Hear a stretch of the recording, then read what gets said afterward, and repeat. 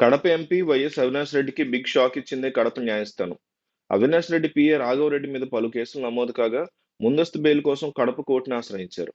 Recent గా వాదనలు విన్నటువంటి న్యాయస్థానం ముందస్తు బెయిల్ పిటిషన్ ని కొట్టేసింది. ఆంధ్రప్రదేశ్లో సోషల్ మీడియా వేదికగా మహిళల వ్యక్తిగత ఆనందానికి దారితీసేలా పోస్ట్ చేసిన వారి మీద అరెస్టులు చేసిన సంగతి తెలిసిందే. ఈ సందర్భంగా కడపకు చెందినటువంటి YSR Congress party social media కార్యకర్త వర్ర రవీందర్ రెడ్డి మీద పలు కేసులు నమోదు చేసిన పోలీసులు ఇప్పటికే రవీందర్ రెడ్డిని రిమాండ్కి కూడా తరలించారు. రవీందర్ రెడ్డి అరెస్టు మీద సాక్షాత్తు మాజీ సీఎం జగన్ కూడా స్పందించి కక్షపూరితంగా కూటమి ప్రభుత్వం తమ పార్టీకి చెందిన సోషల్ మీడియా కార్యకర్తలను అరెస్ట్ చేస్తోందని విమర్శించారు. ఇతర పార్టీలకు చెందినటువంటి సోషల్ మీడియా కార్యకర్తలు కూడా మహిళల వ్యక్తిగత ఆనందానికి దెబ్బతీసేలా పోస్టులు పెడుతున్న పోలీసులు ఫిర్యాదులు తీసుకునే పరిస్థితి కూడా ఏపీలో ఉందంటూ జగన్ కామెంట్ చేశారు. అయితే వర్ర రవీందర్రెడ్డి అరెస్టు మీద స్పందించిన వైఎస్ షర్మిల కూటమి ప్రభుత్వాన్ని సమర్థించారు. వర్ర రవీందర్రెడ్డి ఇచ్చినటువంటి వాంగ్మూలం ఆధారంగా కడప ఎంపీ అవినాష్ రెడ్డి పిఏ రాఘవరెడ్డి మీద కూడా పోలీసులు కేసు నమోదు చేశారు. వైఎస్ షర్మిల, సునీత, విజయమ్మల మీద వర్రాతో అసభ్యకరమైన పోస్టులు పెట్టించారని రాఘవరెడ్డి మీద ఆరోపణలున్నాయి. ఈ ఆరోపణల నేపథ్యంలో పోలీసులు కేసు నమోదు చేయగా గత 16 రోజులుగా రాఘవరెడ్డి పరారీలో ఉన్నారు.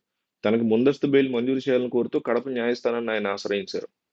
విచారణకు వచ్చిన బెయిల్ పిటిషన్ మీద ఇరువైపుల వాదనలు విన్న న్యాయస్థానం ముందస్తు బెయిల్ పిటిషన్ ని కొట్టేసింది.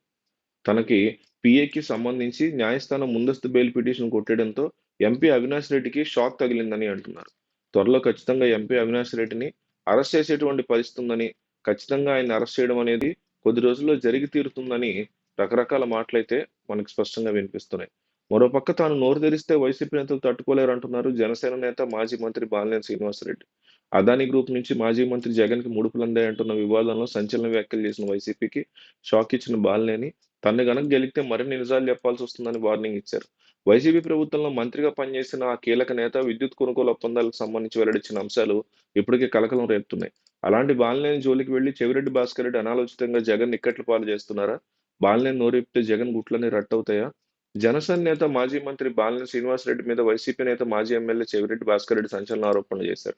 సోలార్ విద్యుత్ ఒప్పందాల మీద ఫైల్ మీద బాలినేని సంతకం పెట్టారని చెవిరెడ్డి పేర్కొన్నారు. అయితే చంద్రబాబు పవన్ల మెప్పు కోసం, పదవుల కోసం బాలినేని తన వ్యక్తిత్వాన్ని చంపుకుంటున్నారని చెవిరెడ్డి షాకింగ్ ఆరోపణలు చేశారు. పదవి కోసమే జగన్ మీద అబాండాలు వేస్తున్నారని, బహిరంగ చర్చకు సిద్ధమా అని బాలినేనికి సవాల్ విసిరారు. ఈ క్రమంలో చెవిరెడ్డి వ్యాఖ్యల మీద బాలినేని శ్రీనివాసరెడ్డి రియాక్ట్ అయ్యి అదానీ వ్యవహారంలో అసలు ఏం జరిగిందో బయటపెట్టి కలకలం రేపారు.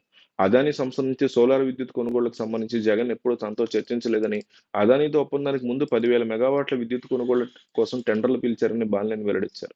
అదానీ వచ్చి జగన్ ని కలిశాక ఆ టెండర్లు రద్దు చేశారన్న బాలినేని ఎఫ్బిఐ రిపోర్టులో పేర్కొన్న ఫారెన్ అఫీషియల్ ఎవరో తెలియాలంటూ పరోక్షంగా జగన్ ని టార్గెట్ చేశారు. రిపోర్టులో పేర్కొన్నటువంటి హై ర్యాంకింగ్ ఫారెన్ అఫీషియల్ వ్యక్తి తాను కాదని స్పష్టం చేశారు. అదానీ నుంచి విద్యుత్ కొనుగోలు చేశారన్నటువంటి ఒప్పందాన్ని కేబినెట్ ఆమోదించిందన్నారు.